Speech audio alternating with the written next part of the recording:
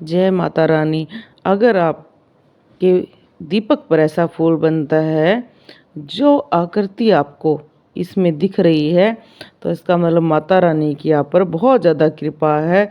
जो माता रानी को बहुत प्रिय होती हैं, गुड़हल का फूल, कमल का फूल, गुलाब का फूल और बहुत सारे ऐसे फूल हैं जो माता रानी को बहुत पसंद हैं। इस आप आकृति में देखो, गुलाब के फूल की आकृति है, ओम की आकृति है, गणेश की आकृति है। ऐसी आकृतियाँ हमें इसमें दिख रही हैं। गणेश की आकृति क्यों बनती है? जो पहला चक्कर होता है, जिसका लाल रंग होता है, उसके देवता गणेश जी ही होते हैं। तो इसलिए बहुत सारे जो प्रथम पूज्य हैं देवता और प्रथम चक्कर के देवता भी गणेश जी हैं, इसलिए उनकी आकृति आपकी जोत पर बन सकती है। और पहले चक्कर के भी जो पंखुड़े वाला फूल बनता है, तो ऐसे ही हमारे 7 चक्र होते हैं, सातों चक्रों पर फूल होता है। किसी में 8 दल का, किसी में 10 का, किसी में ऐसे करके बहुत सारी पंखुड़ियों का होता है।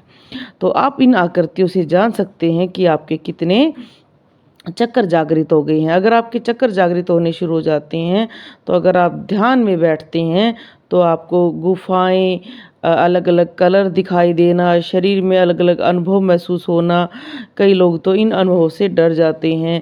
कईयों को लगता है कि हमारे शरीर में चींटियां रेंग रही हैं, कभी नाक में खुजली, कभी आंखों में खुजली, कान में खुजली, सर में चींटियां दौड़ रही हैं, हाथ में दौड़ती हैं, कई बार पैर पर, कई बार शरीर हिलने लग जाता है, कई बार हाथ में एकदम दर्द हो जाता है।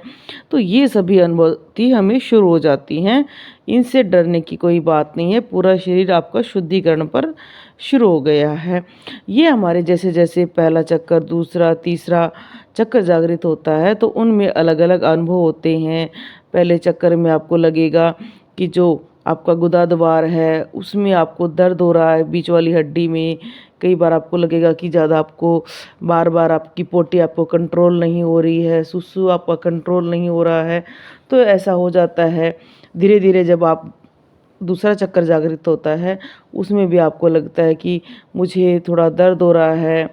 फिर जब आपका नाभि चक्कर तक आ जाता है, कई बार आपको लगता है कि कमर में कोई चीज़ चल रही है, रेंग रही है, या आपको सपने में झटके लगते हैं, या जब आप पूजा पाठ करते हो तब आपको झटके महसूस होना शुरू हो जाते हैं। आपके दीपक में भी अलग अलग आकृतियाँ बननी शुरू हो जाती हैं, प्रकाश पुंज बनना शुरू होता है, दीपक की लौ में अलग अलग रंग दिखने लग जाते हैं, और आप अलग अलग दीपक का लहराना, कलर बदलना, काफ़ी चीज़ें आपके साथ होनी शुरू हो जाती हैं।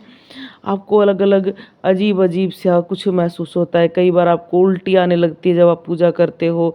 कई बार बहुत ज़्यादा उबासियाँ आती हैं आँखों में, कई बार बहुत ज़्यादा पानी आना शुरू हो जाता है। कई बार आप अगर भजन सुनते हैं तो उसमें आपको नाचने का, सर हिलाने का या उछल कूद करने का मन शुरू हो जाता है। तो ये भक्ति के ही कुछ ऐसे चरण होते हैं जो हर किसी भगत के साथ होते हैं। किसी को कुछ होते हैं और किसी को कुछ। तो आपको अगर ऐसी कोई दिक्कतें होती हैं तो आप डरा मत करो। हम यूट्यूब पर भी लाइव आते हैं, आप हमसे लाइव के माध्यम से बात कर सकते हैं। व्हाट्सएप का भी हमने फ़ोन नंबर दे रखा है, वहाँ पर अपनी वीडियो भेजें, अनुभव भेजें। इंस्टा का भी हमारा है बाबा का आशीर्वाद। तो ऐसे करके हम कोशिश करते हैं कि आपसे जुड़े रहें और आप सबकी मदद करने में सहयोग करें।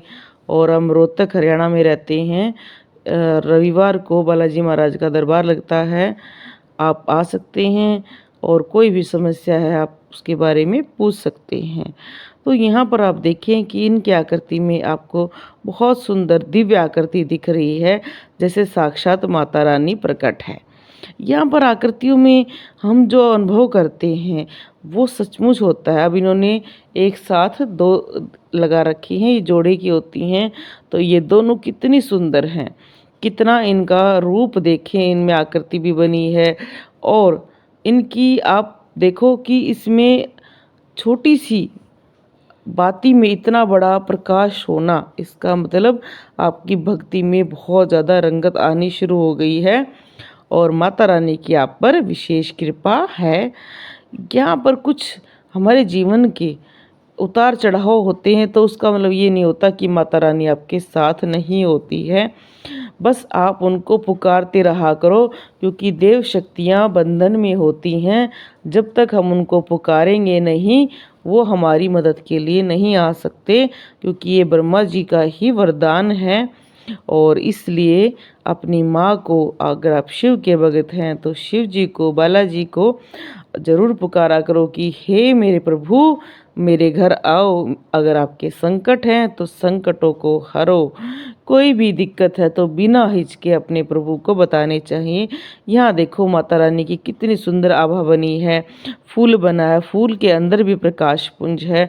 प्रकाश पुंज एक ऐसी चीज़ होती है जैसे हमारा ब्रह्मरंध्र होता है सबसे लास्ट में जो खुलता है, ऐसे ही जो हमारे अंदर का प्रकाश है जो हमें दिखना शुरू हो जाता है अलग अलग रंगों में। जब हमारे चक्कर जागृत होते हैं, हम ध्यान करते हैं, कुछ ऐसे कार्य करते हैं जिनमें मगन होकर वो चीज़ें हमें सपने के माध्यम से, ध्यान के माध्यम से और चीज़ें दिखनी शुरू हो जाती हैं। तो इनकी आकृतियों में देखो कैसे माता रानी का प्रकाश पुंज भी है और फूल भी है, दोनों आकृतियाँ बहुत ही सुंदर हैं। तो ऐसे ही इन पर माता रानी और भगवान शिव की कृपा बनी रहे और ऐसे ही इनके घर में सुख शांति रहे, ये सभी हम कामना करते हैं।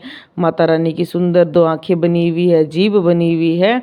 तो ऐसी ही सुंदर आकृतियाँ आपकी भी जोत पर बनती हैं तो आप भी ज़रूर भेजें, आपको भी वीडियो बनाकर हम डालेंगे। तो जिनके में जितना प्रकाश वाइट दिखता है, जितना लंबी लो जाती है, हिलती है, लहराती है, उसका मतलब आपकी जोत पर देवता उतनी ही ज़्यादा देर रुकते हैं और आपकी सभी बातों को, आपकी साथ आपकी जो कॉस्मिक एनर्जी बनती है हमारे, उसको आपके साथ आपको ग्रहण करने में मदद करते हैं, आपकी साथ वो विराजमान रहते हैं।